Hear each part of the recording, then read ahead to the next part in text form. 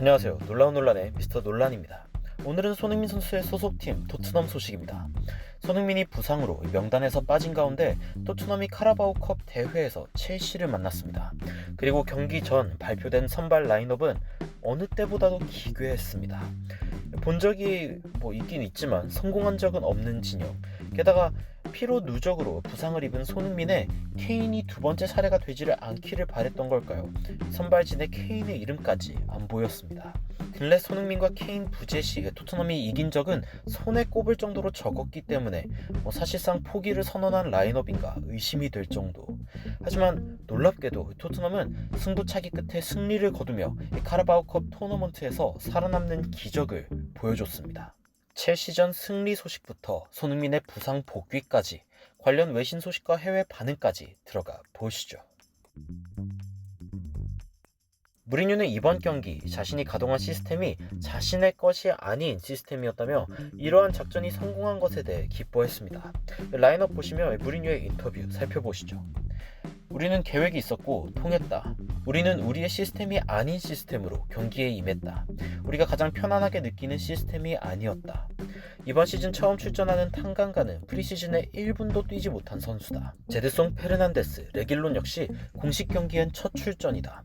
상당히 난해한 퍼즐이었지만 해냈고 선수들의 정신력은 대단했다. 일반적으로 4-2-3-1이나 4-3-3 진영을 활용하는 모습을 보여준 무리뉴 감독은 확실히 토트넘에게 낯선 포메이션으로 경기를 시작하며 전반 19분 첼시의 베르너에게 선제골을 얻어맞기도 했습니다. 하지만 다행히 케인의 투입으로 좀 더 영향력을 회복한 토트넘이 다시 편안했던 시스템으로 작동하며 기회도 많이 얻었고 심지어 동점골까지 기록했죠. 에릭 다이어를 기어코 출전시킨 무리뉴는 선수들에게 이번 경기만 생각해 라고 했지만 정작 자신은 이 경기만 생각할 수 없다는 점에 난색을 표하기도 했습니다. 첼시전이 끝나고도 여전히 많은 이들이 기다리던 손흥민의 부상 복귀에 관련해 무리뉴는 나는 그가 A매치 기간 이후 돌아올 것이라고 생각한다. 나는 국가대표팀 감독들이 토트넘 선수들의 경기 시간에 대한 데이터가 있기를 바라며 그들을 보호해주는 모습을 보였으면 좋겠다. 지금 상당히 위험한 상황이다. 오늘 다이어까지 계속 출전시킨 건 아주 위험한 결정이었다. 라며 국가대표팀 감독들을 견제했습니다.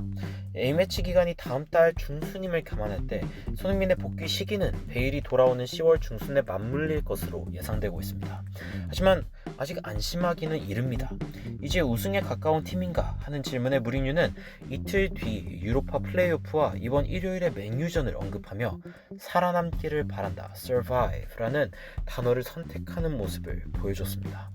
공교롭게도 이 두 경기는 손흥민 선수의 결장이 확실한 경기이며 이 경기들 뒤엔 A매치 주간으로 인해 10월 17일까지 경기가 없는 상황입니다. 우리 감독이 이 게임 거의 포기를 했는데 이 작은 클럽 첼시는 그래도 졌네. 첼시는 정말 전력을 다한 11명을 내보낸 것 같던데 말이야. 무리뉴 심리전이 공식적으로 시작됐고 나는 그거 보러 온 거야. 라멜라는 단점도 명확하지만 그래도 클럽을 위해서는 헌신적이야. 평생 라멜라. 베일이 마지막에 웃는 거 봤어. 정말 대박이야. 이 녀석 아예 벌떡 서서 축하하고 있었어. 완전 볼만한 광경이었지. 레길론은 정말 최고의 활약을 보여줄 거야. 페널티킥으로 이기다니 기분 최고다.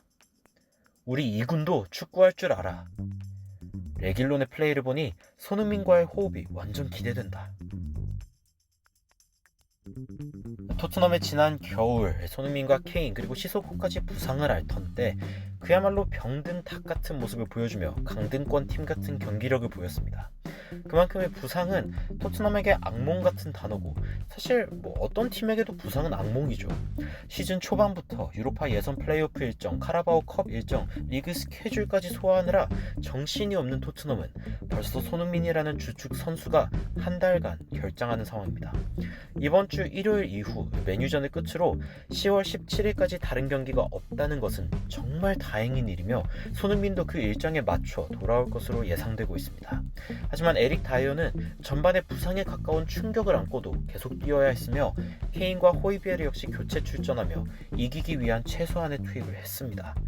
플레이오프를 불가리아와 북마케도니아까지 오가며 치렀던 토트넘은 손흥민을 10일 동안 4,000km가 넘는 거리를 이동하며 전경기 풀타임 기용하는 모습을 보였습니다.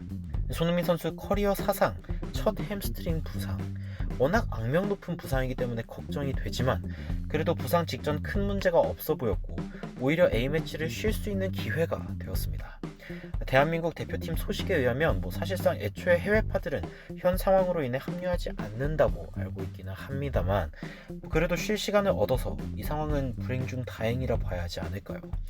부상으로 인해 재활 치료 및 복귀에만 신경 쓰는 손흥민 선수가 제대로 회복할 시간을 갖고 한 달여 뒤에 돌아온다는 소식에 이 토트넘 팬들은 경기 승리만큼이나 기뻐하는 모습을 보였습니다. 예스! 손 케인 베일 조합 부활에 딱 맞아떨어지는 날짜야. 한국 언론은 KBS라고 부를걸. 그래, 우리는 손흥민이 필요해. 우리 최전방 3인방은 몇 주 안에 무시무시해질 거야. 다음 주부터 A매치 기간이라 손흥민은 3경기만 놓칠 거야. 최고야. 첼시를 이긴 오늘 하루가 더 기분 좋아졌어. 오늘은 일요일에 참사 뒤에 내가 꼭 필요로 했던 하루야. 완전 롤러코스터 탄 느낌이네. 와, 진짜 신에게 감사해야 한다. 이게 오늘 저녁의 헤드라인이지. 손흥민이 2-3경기만 놓친다면 이건 크다. A매치 기간 뒤에 돌아오면 사실상 리그 경기는 하나만 놓친 거야. 대박이지. 정말 엄청난 하루였어. 이건 승리만큼이나 기쁜 소식이야. 정말 최고의 뉴스야. 가자! 그래도 이틀 뒤 유로파 플레이오프까지 무사히 치르고 나면 토트넘 입장에서는 대회 탈락 없이 순항하는 셈이며 이 상황에서 맨유를 만난 건 쉽지 않지만 최근 맨유의 리그 경기력이 무척 불안하다는 점을 고려할 때 차라리 이맘때 토트넘과 마주친 건 토트넘 입장에서 다행이라고 생각할 수도 있는 일입니다. 물론 유로파 본선이 아닌 예선부터 플레이오프 경기를 치르고 있는 팀은 EPL에서 토트넘 한 팀밖에 없기에 이러한 고충을 겪고 있는 토트넘 입장에서는 유독 외로운 결투를 하고 있다고 느껴지는 건 정말 어쩔 수 없는 일입니다. 보이는 적과의 싸움도 싸움이지만 보이지 않는 부상의 가능성과도 싸우며 힘든 일정을 어떻게든 이끌어가고 있는 토트넘. 하지만 무리뉴의 올해의 의지는 그가 아직도 추진하고 있는 선수들의 이적에 대한 열망만큼이나 강력해 보이고 어떻게든 승리를 얻어낸 이번 경기처럼 끈질겨 보이는 모습입니다.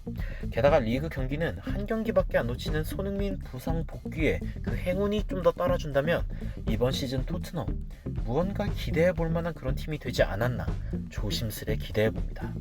손흥민 선수 응원하며 회복에 대한 좋은 소식들 들려오기를 기대해 보겠습니다. 추가적으로 흥미로운 외신 소식이나 해외 반응이 있으면 전달드리도록 하겠습니다. 구독하시면 해외에서 활약 중인 대한민국 선수들의 외신 소식과 해외 반응 전달드립니다.